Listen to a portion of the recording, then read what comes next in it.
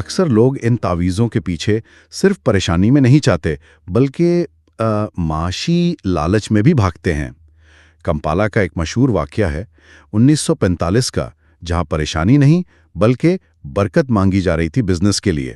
جی، کمپالا میں ایک شخص نے امام سے اپنے بزنس میں برکت کے لیے تعویذ مانگا۔ اب یہاں روحانی معالج کی تربیت دیکھیں ذرا۔ امام نے اسے کوئی کاغذ نہیں دیا بلکہ ایک بہترین عملی اور پریکٹیکل نصیحت دی۔ امام نے اس سے فرمایا کہ آمدنی بڑھانے کے لیے کوئی جادوئی تعویذ نہیں ہوتا۔ تو حل کیا بتایا؟ امام نے کہا، اپنے خرچے کم کرو، نئے کپڑوں اور جوتوں پر فضول خرچی بند کرو، سنیما اور ان جیسی عیاشیاں چھوڑ دو۔ آمدنی سے کم خرچہ کرو گے تو برکت تو اپنے آپ آئے گی۔ یہ واقعہ سکھاتا ہے کہ لوگ اپنی عام زندگی کی کوتاہیوں کا حل بھی آسمان سے اترتے معجزوں میں ڈھونڈتے ہیں، جبکہ حل ان کے اپنے اعمال میں چھپا ہوتا ہے۔ بالکل صحیح کہا، یعنی فزکس اور اکنامکس کے مسائل کا حل روحانی دھاگوں میں ڈھونڈنا بے وقوفی ہی ہے، اور جہاں تک روحانی مسائل کا تعلق ہے وہاں صرف ایک راستہ ہے۔ اور مجھے لگتا ہے اس بات کو سب سے بہتر طرح حسن آباد کے 1923 کے واقعے میں سمجھایا گیا تھا، جہاں ایک شخص نے امام کی دعا کی باقاعدہ توہین کی تھی۔ ہاں، وہ واقعہ اس سفر کا ایک انتہائی اہم سبق ہے ہم سب کے لیے۔ حسن آباد میں ایک شخص نے امام سے اپنی صحت کے لیے تعویذ مانگا تھا۔ امام نے اسے دعا دی اور واضح فرمایا کہ تمہیں تعویذ کی ضرورت نہیں، میری دعا تمہارے لیے کافی ہے۔ لیکن اس شخص کا دماغ تو کاغذ پر اٹکا ہوا تھا۔ وہ وہاں سے نکلا اور تھوڑی دور کھڑے بابا صفدر علی کے پاس چلا گیا۔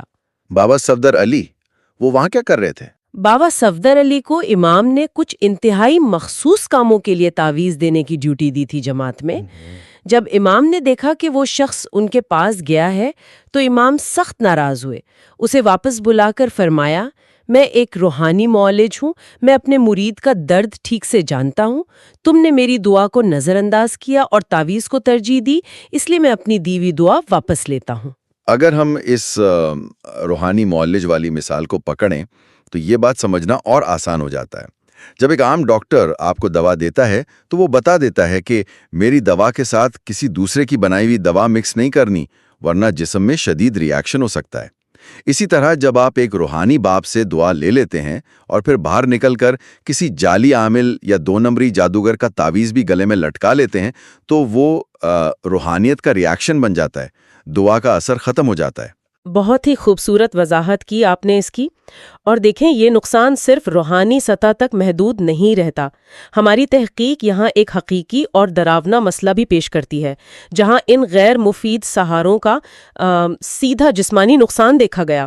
یہ ایک 15 سالہ لڑکی کا واقعہ ہے جس کے بارے میں اس کے والدین کو لگتا تھا کہ اس پر جن کا اثر ہے۔ اچھا، پھر انہوں نے کیا کیا؟ انہوں نے گھبراہٹ میں باہر کے مختلف عاملوں سے تعویذ اور دھاگے لیے۔ اس سے کوئی فرق نہیں پڑا ظاہر ہے۔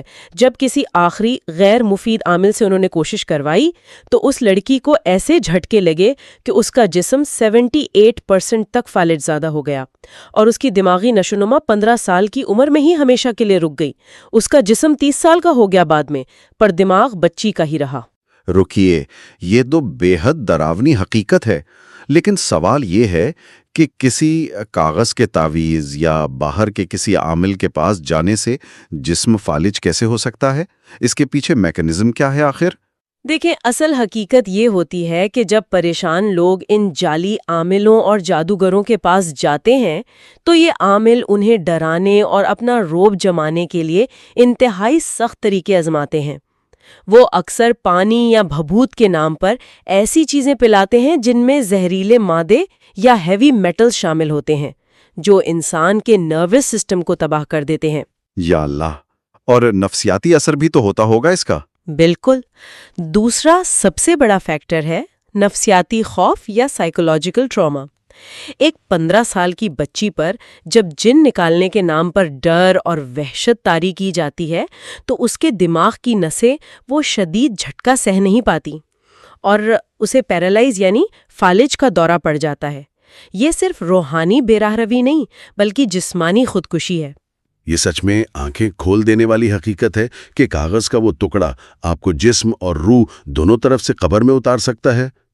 ایسی پریشانی میں اسماعیلی تعلیمات ہمیں سچ میں کیا راستہ دکھاتی ہیں؟ اس کا سب سے خالص اور روحانی حل ہمارے گنانوں میں ملتا ہے۔ ایک گنان کا بڑا ہی اہم مصرع ہے کہ آش تو ایک الخنی کیجے، آنے اورتے آش نراس جی۔ اس کا مطلب کیا ہے آسان لفظوں میں؟ اس کا واضح مطلب یہ ہے کہ امید صرف اور صرف اس ایک نظر نہ آنے والے خدا، اس الکھ نرنجن پر رکھنی چاہیے۔ اس کے علاوہ کسی اور پر امید رکھنے کا انجام سوائے مایوسی اور بربادی کے کچھ نہیں۔ اور اسی تعلیم کو عام کرنے کے لیے ہماری تاریخ میں ایک عظیم نام گزرا ہے، مشنری محمد مراد علی جمع، جنہیں جماعت پیار سے باپو کہتی تھی۔ ہاں، باپو کا نام آتے ہی ایک مخلص کوشش دماغ میں آتی ہے۔ ان کی زندگی کا مقصد یہی تھا کہ لوگوں کو اس اندھیرے سے باہر نکالیں۔ جی ہاں، مشنری باپو نے اپنی پوری زندگی اس مشن میں صرف کر دی کہ اسماعیلی جماعت کو ان مزاروں اور باہر کے تعویذوں کی اس بیماری سے دور رکھا جائے۔ انہوں نے جماعت کی اصلاح کے لیے دن رات ایک کر دیے۔ ان کا ماننا تھا کہ روحانیت کسی فزیکل دھاگے کا نام نہیں، اور ان کی اس انتہائی مخلص خدمت کے اعتراف میں جب 1966 میں ان کی وفات ہوئی تو امام شاہ کریم نے اپنے فرمان میں انہیں ایک زبردست خراج تحسین پیش کیا تھا۔ کیا الفاظ تھے ان کے؟ امام نے فرمایا کہ میں نے اپنے ایک انتہائی مخلص روحانی بچے کو کھو دیا ہے، جس کی خدمات جماعت کے لیے بے داغ تھیں، اور وہ اس جماعت کے لیے روشنی کی ایک شمع یعنی کینڈل آف لائٹ تھے۔ واہ! اسماعیلی عقیدے کی اصل پرورش تبھی ہوتی ہے جب اسے اندھی تقلید کے بجائے سمجھ کر شعور کے ساتھ اس پر عمل کیا جائے۔ یہ روحانیت کا وہ سفر ہے جہاں آپ کو اپنے اندر کے دروازے کھولنے ہوتے ہیں، کسی عامل یا باہر کی بے جان چیزوں پر اپنا انحصار ختم کرنا ہوتا ہے۔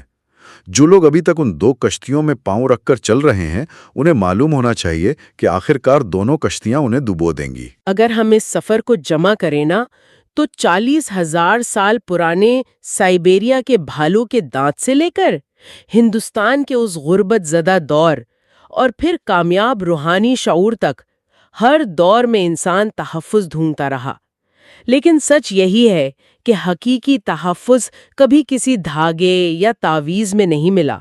یہ تحفظ آپ کے اپنے اعمال، آپ کی اپنی نیت اور اپنے خدا پر آپ کے کامل یقین کے اندر پوشیدہ ہے۔ میں سننے والوں کو ایک نئے زاویے پر سوچنے کے لیے چھوڑنا چاہتا ہوں۔ آج ہم اس جدید اور ڈیجیٹل دور میں سانس لے رہے ہیں۔ شاید آج ہمارے گلے میں وہ کاغذ یا کالے دھاگے کے تعویذ نظر نہ آتے ہوں، لیکن کیا سچ میں انسانیت نے سہارے ڈھونڈنے چھوڑ دیے ہیں؟ سوچئے، آج کے اس دور کے وہ نظر نہ آنے والے تعویذ آخر کیا ہیں؟ یہ واقعی ایک گہرا اور خود احتسابی والا سوال ہے ہم سب کے لیے۔ کیا آج کا انسان ٹیکنالوجی کو، اپنے بینک اکاؤنٹ میں موجود دولت کو، یا سوشل میڈیا پر ملنے والے لائکس اور انٹرنیٹ کی جھوٹی تسلیوں کو ہی اپنا محافظ نہیں سمجھ بیٹھا؟ آج ہمیں ڈر لگنے پر تسبیح پڑھنے کے بجائے اپنا سمارٹ فون چیک کرنے کی عادت ہو گئی ہے۔ بجائے اس کے کہ ہم اندر کی روحانیت پر محنت کریں، کیا ہم نے یہ نئے ڈیجیٹل تعویذ نہیں پہن لیے ہیں جن کا خدا سے کوئی تعلق نہیں؟ یہ ایک ایسی پریشان کن بات ہے جس پر ہم سب کو خود اکیلے میں بیٹھ کر ضرور غور کرنا چاہیے کہ مصیبت آنے پر ہمارا ہاتھ دعا کے لیے اٹھتا ہے یا کسی اور فانی چیز کی طرف بڑھتا ہے۔ ڈھال کاغذ کی ہے، اسکرین کی ہے، یا کامل یقین کی؟ فیصلہ آپ کے اپنے اندر ہے۔